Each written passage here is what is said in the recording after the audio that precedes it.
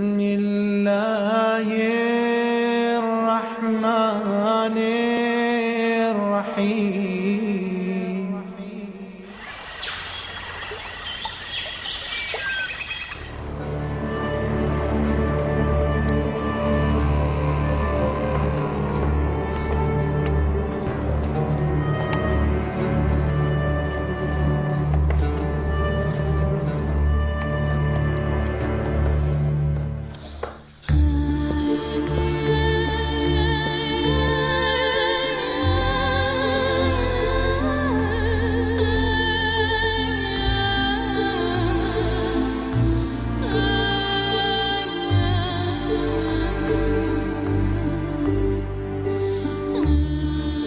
अहले बैत रसूल के मोहब्बतों के चश्मो दिल बादस खुदा पर जुड़े हुए हैं। ऐ तबीब मोहतरम, जो भी कर सकते हैं कीजिए। खुदाए हमें अपने नबी के आगे शर्मसार न करना। इलाही आमीन।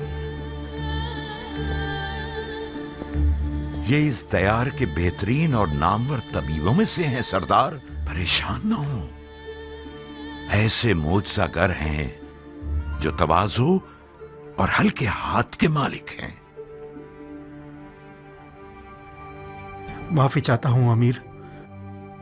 शामी भेड़ियों की मिसाल है कि खुदा के लश्कर वाले शहद की मानिंद हैं। ऐसा जहर रखते हैं जो निहायत जानलेवा है। वही जहर के जिसका एक कतरा मालिक अश्तर को मार गया। आपकी जात इमाम के लिए बावसूख है। मैंने उनकी ज़बान मुबारक से सुना कि आपको दमिश्क के सब्ज लिबास वालों के मुकाबले में सद्दे राह कहा है इन्होंने। मेरा दिल इर्द गिर्द के लोगों से घबरा रहा है। मुआविया ने इमाम के सर के लिए शामी 1000 दिनार और अपनी बेटियों में से एक का वादा किया है। मैं डर रहा हूं कोई नाहल मुआविया के वादे की लालच में इस महल में घुस आया हो और खुदा ना करे जहर का एक कतरा किसी ना किसी तरह इस दवा में शामिल कर दे या फिर इमाम के खाने में मिला दे। तुम हक बजानिब हो। ये एक हकीकत है कि इमाम ने इन दिनों में अपने लालची साथियों से बहुत सारी छूटें खाई हैं। वो एक काबिल एतमाद तबीब है सरदार, फिक्र मत करो।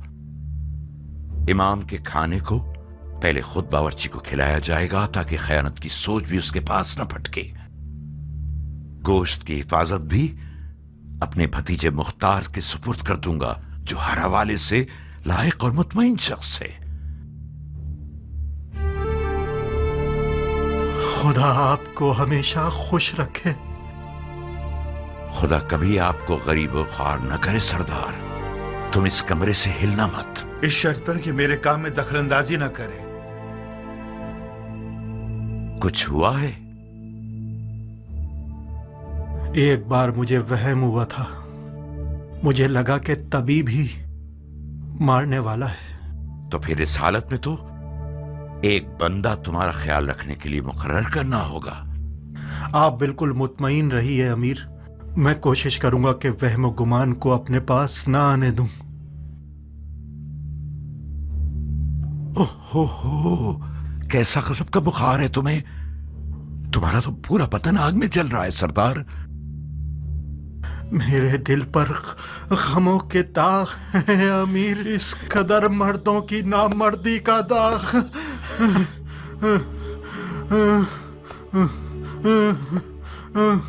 एक ठंडे पानी का बर्तन लाओ। आओ सरदार के जूते उतारो। इसका फौजी लिबास उतार कर इसके पैर धुलाओ।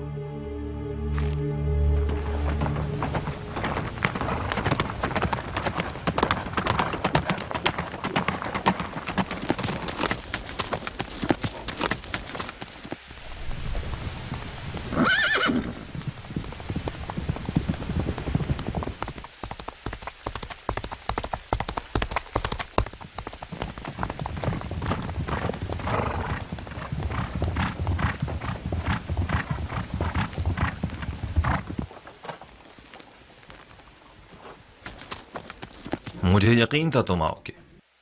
मैं आ गया, मगर तलवार के बगैर। कब अपनी तलवार से दोस्ती करोगे मुख्तार? उस वक्त तक नहीं जब तक तुम्हारे जैसा शख्स अक्ल की जगह दिल के हुक्म पर चले। मेरी तलवार म्यान में ही रहेगी। बहुत बदल गए हो अबू इसहाक। अक्लमंद हो गया हूं कियान। इस दफा मैंने सोचा है कि अपने दिल की जगह अपनी अक्ल को इस्तेमाल करूं। कुदरत के आदाब और तहारत के आदाब में बहुत फर्क है सरदार। वो फरमा रवा जो बगैर तदबीर के मैदान जंग में उतर आए, वो अपनी भी जानों का नुकसान करेगा और फौज का भी। अगर मैं गलती पर नहीं हूं तो किसी गलत सोच का शिकार हो गए हो। अगर कोई सरदार अपनी तलवार को म्यान में रखे और किसी हारी हुई जंग में न जाए तो ये फेल शैतान की अताअत नहीं है, ये इज्तनाब खुदकुशी है जो कि वही इलाही की पैरवी है। अपने ही हाथों से खुद को हलाक मत कीजिए। जब आप लोगों ने जंग के लिए कमर कस ली थी तो मैंने खतरे के बारे में बताया था, मगर ना ही तुमने सुनी और ना इमाम ने। अपने दिल को एक मुट्ठी भर कूफियों के वादा खिलाफ इज्तिमा की बातों से मुतमईन कर लिया तुम लोगों ने, बिल्कुल उस बेयार और मददगार शख्स की तरह जिसने सैलाब में तख्ते की बजाय पत्थर को अपने साथ ले लिया। मैं आज के बाद अपनी तलवार को उस जगह नियाम से निकालूंगा जब मैं खुद चिल्ला के कहूं हमला।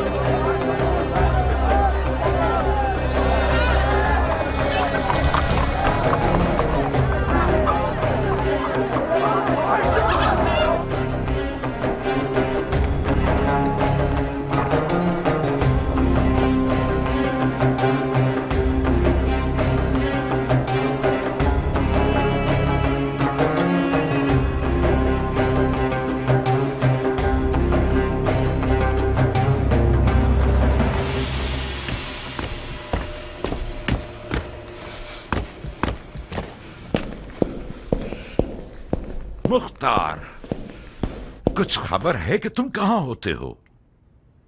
फसलें तैयार हैं चाचा जान, गंदम की कटाई कर रहे थे। खुदा का शुक्र है कि इस साल बगैर नुकसान की फसलें काटी हैं। यह भी एक पहेली है मेरे लिए। इन हंगामी हालात की जद पर जहां अलवियों की जिंदगी और मौत का सवाल है, अपना सर छुपाकर खेती बाड़ी और ज़राअत में मसरूफ हो गए हो। हाँ, क्या तुमने इसे बताया कि इमाम ने किस किस तरह जख्म उठाए हैं? जी हाँ अमीर, मुझे उम्मीद है कि गंदम की फसलों की खुशी सही सुनने के दरमियान हायल ना होगी। इमाम अब कैसे हैं? जख्म गहरा है कियान। जरबत की काट रान के मग़ज़ और हड्डियों तक सरायत कर गई है। शुक्र खुदा, खंजर जहरीला नहीं था। गुस्ताखी माफ चाचा जान, आप मुझसे ऐसे बात कर रहे हैं जैसे कि मैं किसी गुनाह कबीरा का मुर्तकिब हो गया हूं। राह हलाल से कसब माश करना खुदा की राह में जिहाद से कम नहीं है। और मैं खुदा का शुक्र है कि जमीन से मुकाबले की इस जंग में खुदा की राह में लड़ने वालों की तरह नुकसान उठाने वाला न था। माश की तलाश भी एक किस्म का जिहाद है, मगर उस वक्त हरगिज नहीं कि जब कुछ लोग तलवार उठाए हुए तुम्हारे दीन की जड़ काट देना चाहते हैं। जानते हो इमाम सफेद महल की तरफ क्यों आए हैं मुख्तार? जानता हूं। क्यों आए हैं? उस एतमाद की बिना पर जो उन्हें आप पर है। बहुत खूब। क्या यह हमारी कम इज्जत अफसाई है कि मौला ने जो जिस्मानी और रूहानी जख्म उठाए हैं, उसके बावजूद हमें अपने खास लोगों में शुमार करके हम पर भरोसा करते हैं।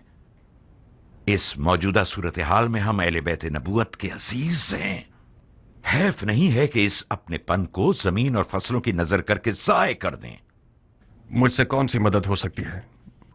दुश्मन को पीठ मत दिखाओ, मैदान में आओ, जंगी लिबास पहनो, अपनी तलवार के कब्जे को थामो और अपने चचा की कमर को मजबूत करो कि हम दोनों इन शयातीन के शर को नाकाम बना दें।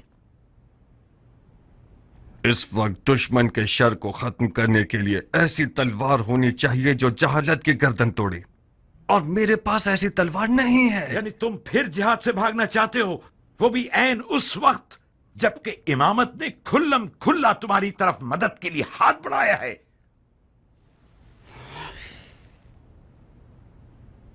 चाचा जान, मैं एक 13 साल का नौजवान था कि मेरे वालिद मारे गए और आपने मेरी कफालत कबूल की।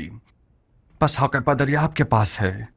अदब की रस्में और शरीयत के अहकाम ये हुक्म करते हैं कि मैं आपकी इताअत करूं, तो कबूल है, मगर यह तवक्को रखता हूं कि फहम और शऊर की हद में मुझसे बात करेंगे आप। मैं एक 40 साल मर्द हूं, वो शख्स जिसने जवानी से ही अपनी तलवार से बैत कर ली हो, वो यकीनन मैदान जंग से भागने को आर समझता है, मगर जंग लड़ने के भी कुछ कायदे कानून हुआ करते हैं। दौलत तराजू में यानी जोर बाजू में। हजरत शैतान के हाथ में आज सोना है चाचा जान।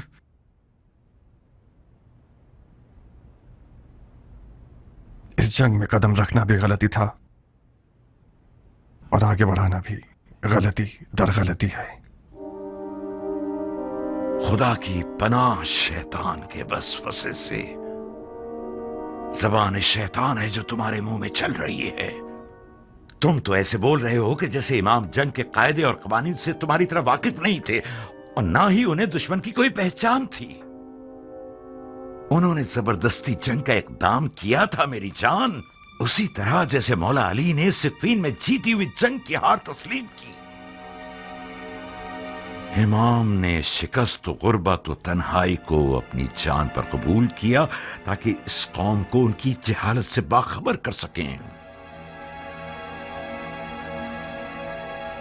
खुदा की कसम, अगर तुम अपनी जान बचाने के लिए दुनियादारी का बहाना कर लेते तो मैं गवारा कर लेता, बनिस्बत ये कि तुम अपने इमाम के इल्म पर शक करो।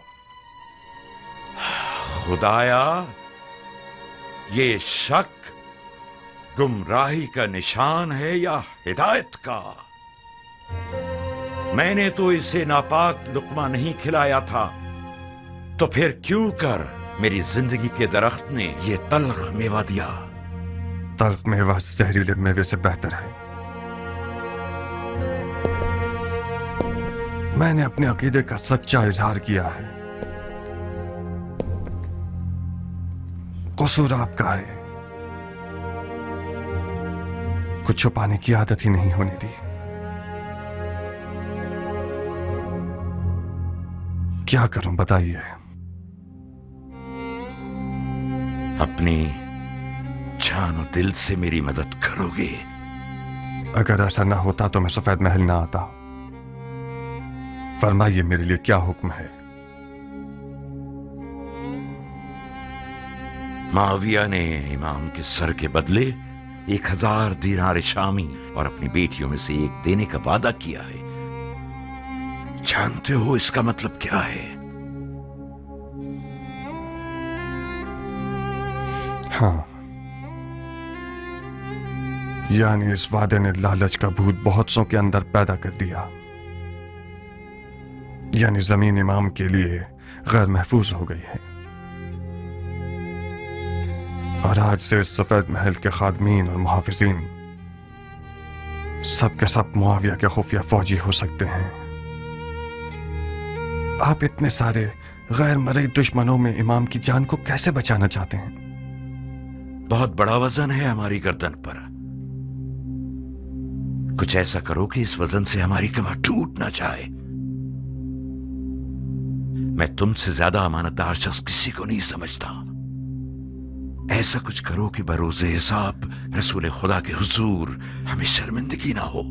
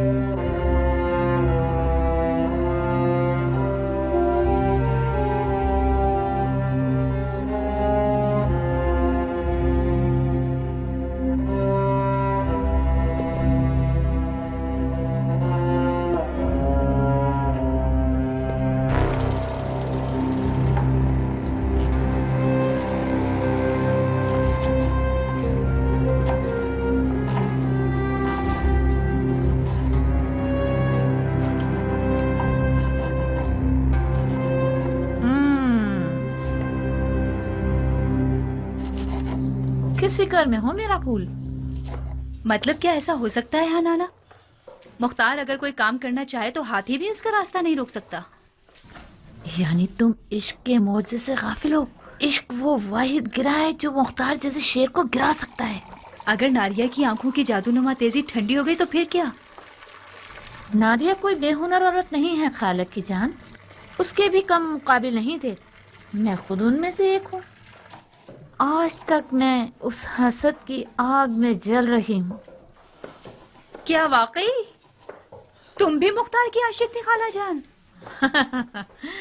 मुख्तार जैसा दिलावर अरब की काली आंखों वाली लड़कियों के एक बहुत बड़े हुजूम का ख्वाब था। जाओ मेरी जान, वक्त कम है। नादिया से कहो कि अगर अपने इस शेर नर के कदमों में जालना बिछा सके तो फिर वो तुम्हारा नहीं।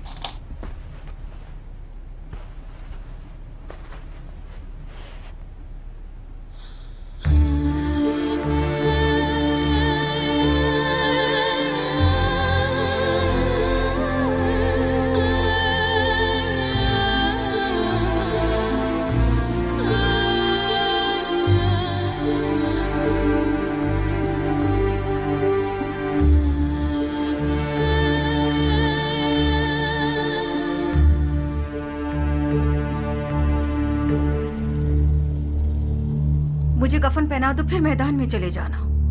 मुख्तार को पहले ही नारिया से इश्क का काफी खमियाजा भुगतना पड़ा है। जाओ, मेरे रास्ते की रुकावट मत बनाओ।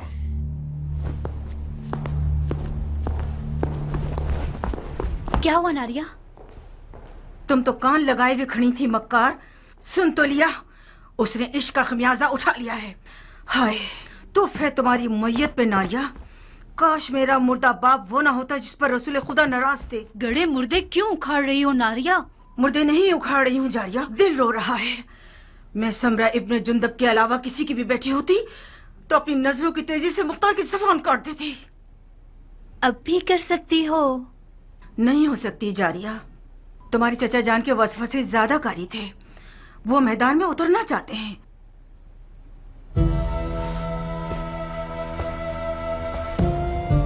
ठीक है, जाए।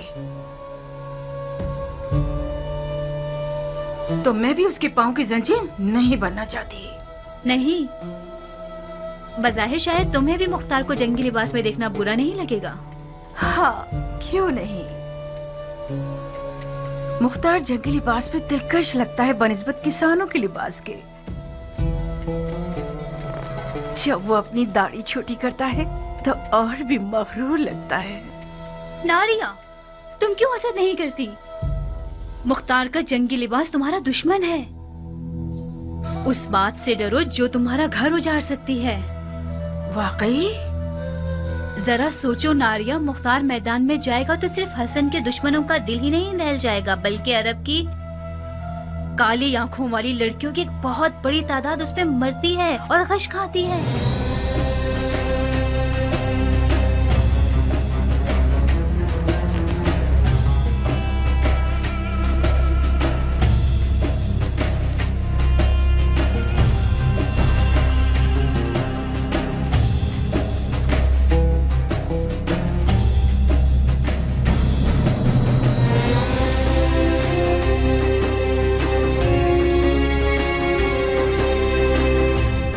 ईरानी अफसानों में एक पहलवान है जिसका नाम है रुस्तम, जो अजदहा और बड़े से बड़े देव को मार डालता है। मकसद? तुम रुस्तम की शबीह बन गए हो, जो नामुमकिन जंगों का पहलवान और दुश्वार मैदानों का फातेह।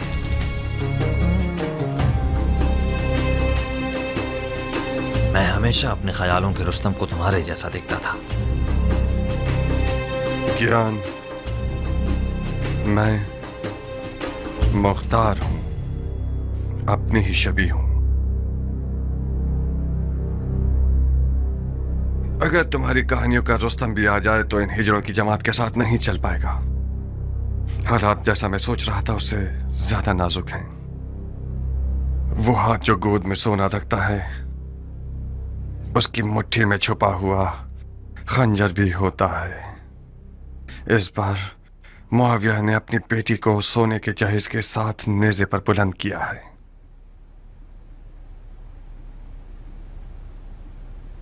फकत खुदा ही इमाम मुश्तबा को इस मक्कारी के शर से महफूज रख सकता है।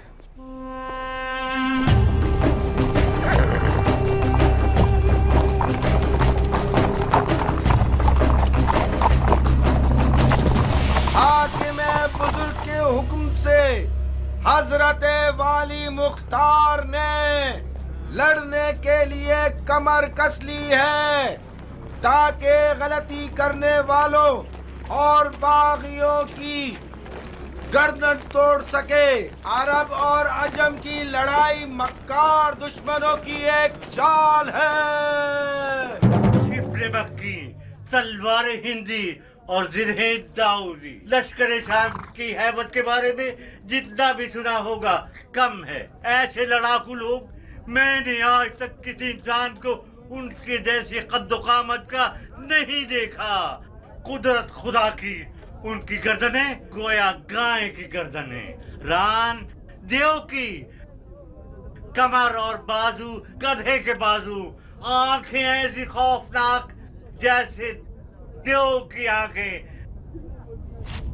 जब मेरी नजर उन जिन्नात पे पड़ी तो फौरन मैंने अपना कलमा पढ़ लिया। मैंने इल्तमास की तो समझ गए मैं इराकी हूँ। आपकी आंखें बुरा दिन न देखें।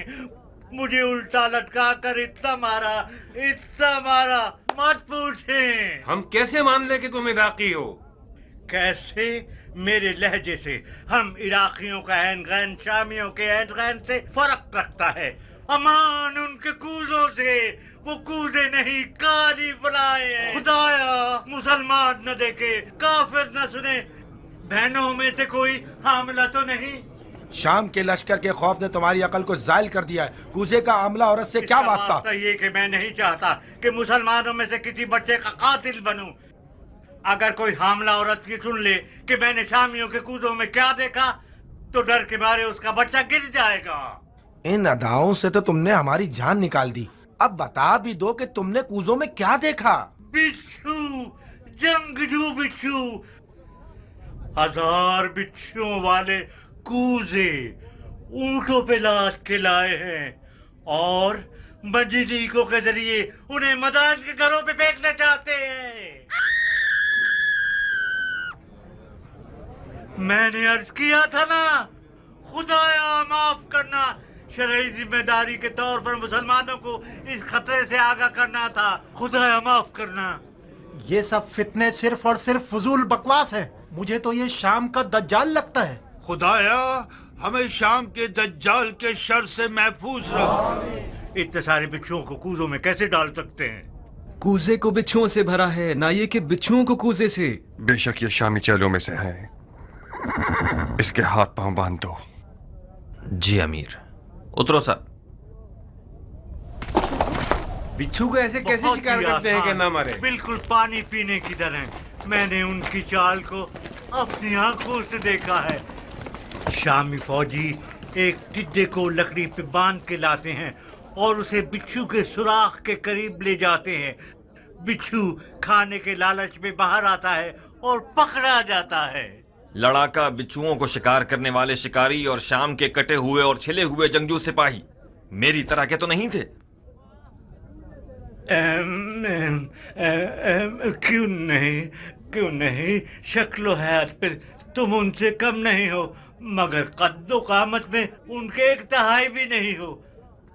अगर गलती ना करूं तो कहीं देखा है मैंने। हाँ। बेगैरत, तुम्हें शर्म नहीं आती? इन किस्से कहानियों से लोगों को वहशत में डालते हो। अपने शहरो दियार के लोगों की बेघरी को कितने सिक्कों में बेचा है तुमने, खयानतकार। नमक हराम के हाथ कट जाए उससे सही तरह पेश आओ। तुम्हारे हाथ नमक हराम नहीं है, खयानतकार है। मैं इन्हें काट दूंगा। इन झूठों के इसके हाथ पांव बांध दो। आप लोगों को मारना चाहते हैं।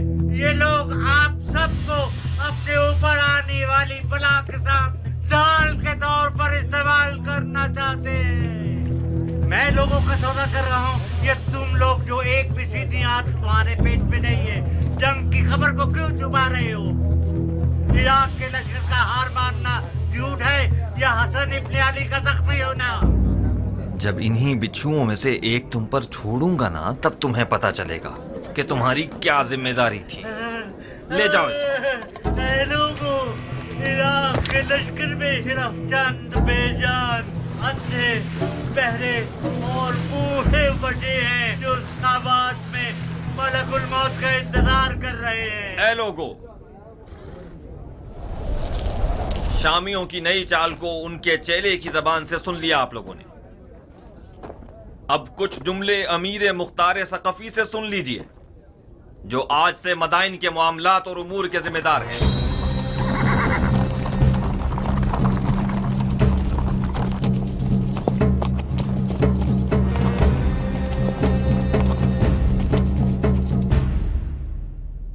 मैं गुमान कर रहा था कि मुआविया इराक के जंगजुओं के दिल और ईमान को खरीदने के लिए ऊंटों पर सोने के कूजे भरेगा, मगर ये लड़ाकू बिच्छू उन्हीं मज़े का खेज चालों में से हैं जो सिफ़ैन में कुरान की सूरत में नेज़ों पर बुलंद किए गए हैं। सच तो ये है कि इराक अरब हमेशा से शामियों का बहुत ताकतवर हरीफ और मध्य मुकाबिल रहा है और है। शाम के बहादुर अगर जंग लड़ने वाले मर्द होते तो इन बिच्छुओं का सहारा न लेते। इन लोगों की तमाम तर उम्मीदें आप लोगों की जहालत पे टिकी हुई हैं। लश्कर इराक के सोना पसंद लोग मैदान जंग में दाखिल होने से पहले ही मुआविया के सोने पर बिक चुके हैं।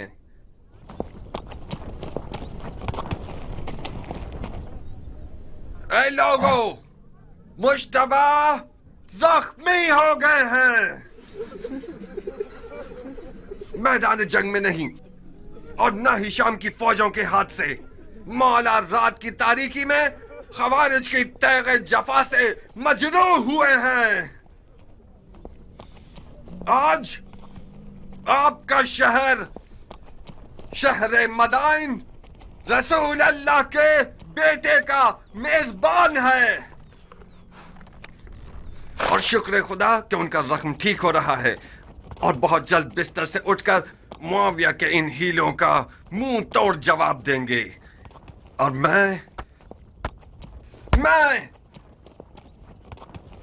मुख्तार सकफी आज से यह कसम खा चुका हूं कि आज से हर खाइन और मशकूक आवाज को नुत्फे में ही मार डालूंगा। और ये शहर, शहर मदाइन, आपके शहर को खुदा की मदद से ऐसे शामियों के चेलों से पाक कर दूंगा।